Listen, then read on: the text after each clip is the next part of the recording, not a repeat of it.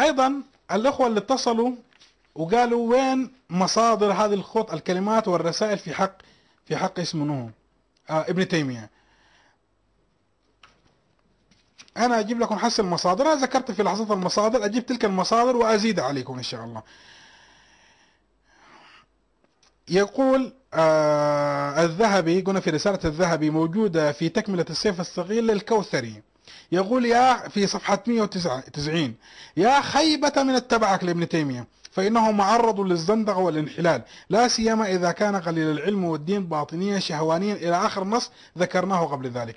كذلك رواية السبكي موجودة في طبقات الشافعية في الجزء العاشر صفحة 186، يقول فيها: أما بعد، فإنه لما أحدث ابن تيمية ما أحدث في أصول العقائد ونقض من دعائم الإسلام والأركان والمعاقد، بعد أن كان مستترا بتبعية الكتاب والسنة مصرا إنه داعي إلى الحق هذه إلى الجنة، فخرج عن الاتباع إلى الابتداع، وشذ عن جماعة المسلمين بمخالفة الإجماع، وقال بما يقتضي الجسمية والتركيب في الذات المقدسة، إلى آخر الكلام.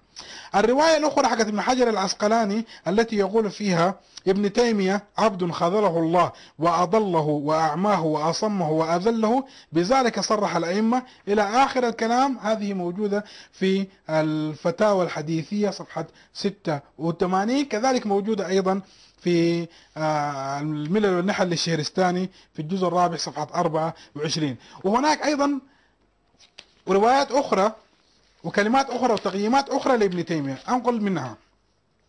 قال ابن حجر في لسان الميزان في الجزء السادس صفحة 414، يقول: طالعت رد ابن تيمية على من؟ على ابن المطهر العلامة الحلي عندما رد عليه ابن تيمية، يقول: وجدته كثير التحامل إلى الغاية في رد الأحاديث التي يوردها ابن المطهر. طبعا ابن تيمية كان يسميه ابن المنجس، الذي يوردها ابن المطهر، ولكنه رد في رده كثيرا من الأحاديث الجياد. يعني ابن تيمية في رده على ابن المطهر في منهاج السنة رد كثير من الأحاديث الجياد كما يقول ابن حجر، التي لم يستحضر حالة التصنيف مظانها، لأنه كان في اتساعه في الحفظ يتكل على ما في صدره، والإنسان عامد للنسيان. وكم من المبالغة لتهوين كلام الرافضي، يعني ابن تيمية كان حتى يهون كلام الرافضي ويرد على الرافضي ويكسر الرافضي، حتى يهون كلام الرافضي أحيانا إلى تنقيص علي رضي الله عنه، وهذه الترجمة لا تتحمل إيضاح ذلك. يقول أيضا ابن حجر في الدرر الكامنة في أعيان 108 صفحة 154، يقول: افترقت الفرق أو افترق الناس في ابن تيمية إلى شيعة، فمنهم من نسبه للتقسيم لما ذكر في العقيدة الحموية والواسطية وغيرهما من ذلك، كقوله: إن اليد والقدم والساق والوجه صفات حقيقية لله، وإنه مستوي على العرش بذاته. ومنهم من نسبه إلى الزندقة لقوله: إن النبي لا يستغاث به وإن في ذلك تنقيصا ومنعا من تعظيم النبي صلى الله عليه وسلم. ومنهم من نسبه إلى النفاق، يقول إن ابن تيمية منافق لقوله في علي عليه السلام: أخطأ علي في 17 شيئا ثم خالف فيها نص الكتاب. وفي قوله إن عليا كان مخذولا حيثما توجه، والعياذ بالله.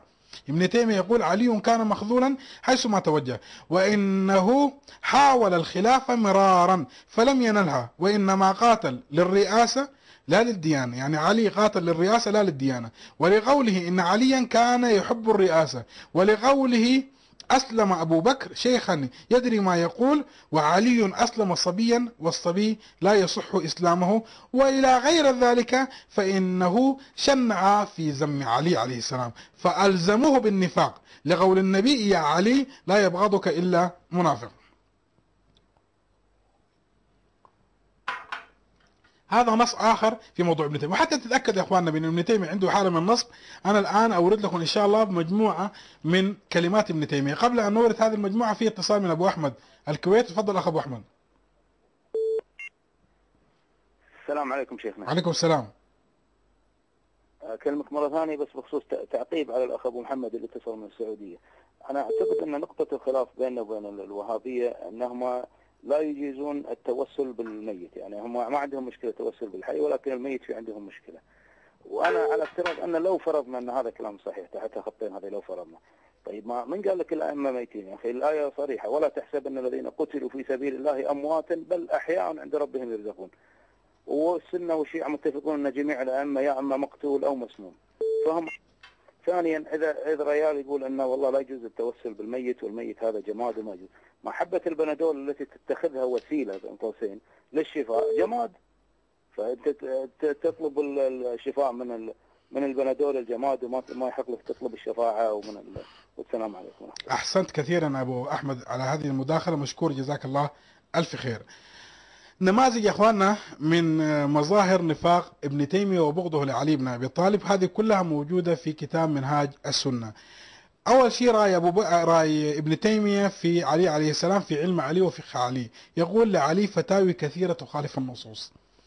ويقول قد جمع الشافعي ومحمد بن نصر المروزي كتابا كبيرا فيما لم يأخذ به المسلمون من قول علي، لكون قول غيره من الصحابة أتبع للكتاب والسنة. يقول الشافعي ومحمد بن نصر المروزي جمعوا كتاب، هذا الكتاب صنفوا فيه الأحكام التي خالف فيها المسلمين علي بن أبي طالب، لكون قول غيره من الصحابة أطبق وأهدى للكتاب والسنة.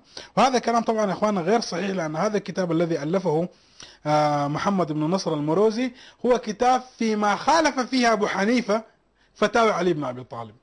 وهذا كلام موجود في منهاج السنة في الجزء الثامن صفحة 281. يبدو في اتصال. السلام عليكم. وعليكم السلام.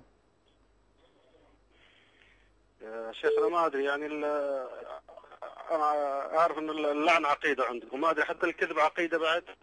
يعني ابن حجر قاعد يرد على اللي ينقل كلام الناس اللي يتكلمون على ابن تيمية من الطرف الآخر. كيف تنقل لنا كلام ابن حجر؟ وين انت شفت هذا الكلام؟ انت رد على كلام ابن حجر، موقفه واضح جدا في موضوع صفات الله سبحانه وتعالى. لا ابن حجر كلام الفرقة الثانية. ابن حجر ارجع لك كيف تنقل على اساس انه كلام ابن حجر وهو قاعد يرد على اللي يتكلمون عن ابن تيمية؟ هذا مو صحيح يا اخ ابو محمد، مو صحيح. انت من وين بتجيب هذا الكلام؟ لا صحيح. انت من وين؟ لا صحيح. يا انا قاريه انا يا حبيبي. قاري ابن حجر انا. اسالك سؤال عن ابن حجر. اسالك سؤال اذا قاري عن ابن حجر. أيوة. اسالك سؤال. نعم. ابن حجر نعم. شنو رايه؟ نعم. شنو رايه في موضوع الاستواء على العرش؟ الاستواء على العرش؟ اي راي ابن حجر، ما تجيب لي من راسك. ما اتذكر والله. خلاص حبيبتي، لا تتهمني بالكذب يا اخ ابو محمد، نحن نريد نتواصل تواصل اخوي وتواصل ودي.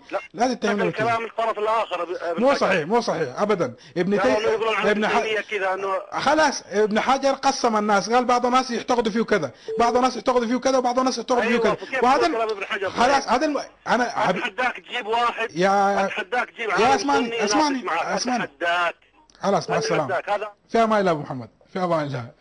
في علي ابراهيم الاخ سعود. طبعا توضيحا لاخ ابو محمد، انا لما نقلت كلام ابن حجر كان كلامه واضح جدا، وحتى النص يشهد بان هذا ابن حجر كلامه او ليس بكلامه. ابن حجر يقول في كلامه الاول، يقول لما رجعت الى الرد ابن تيمية على ابن المطهر وجدت انه متحامل عليه، وهذا التحامل اداه الى تضعيف كثير من الروايات، وهذا التحامل ايضا اداه الى انه يبالغ حتى ينقص من حق علي بن ابي طالب. هذا الكلام كيف يكون هو تقييم للناس؟ هذا كلام واضح جدا على انه ابن حجر كان يقيم في منهاج السنة في رده على ابن المطهر.